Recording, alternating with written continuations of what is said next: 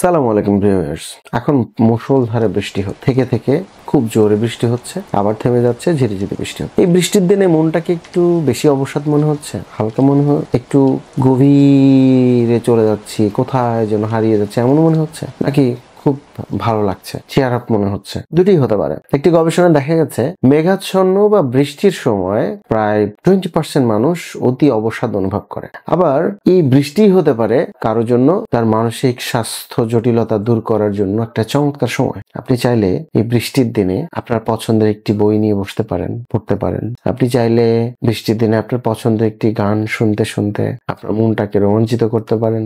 হাতে এক কাপ গরম চা নিয়ে, বৃষ্টির শব্দ শুনে, বৃষ্টির গন্ধ নিয়ে আপনি আপনার মনটাকে প্রফুল্ল করতে পারেন। আপনি চাইলে আপনার পছন্দের মানুষগুলোর সঙ্গে সুন্দর সময় কাটাতে পারেন এই বৃষ্টির সময়। নর্মালি আমাদের দেশের কালচার অনুযায়ী বৃষ্টি আসলেই আমরা একটু খিচুড়ি, ইলিশ বা মাংস এই টাইপের খাবারগুলোতে চলে যাই। আপনি চাইলে সেটাও করতে পারেন। মন খারাপ করে ঘরে বসে না থেকে আসুন বৃষ্টিটাকে আমরা কাজে লাগাই। বৃষ্টির শব্দে মাইন্ডফুলনেস প্র্যাকটিস করুন, পুরোটা এটাকে উপভোগ করুন এবং আপনার মানসিক স্বাস্থ্যটাকে প্রফুল্ল করুন। স্যাডনেসটাকে বৃষ্টির পানিতে ধুয়ে মুছে চলে যেতে দিন। ভালো থাকবেন। আল্লাহ হাফেজ।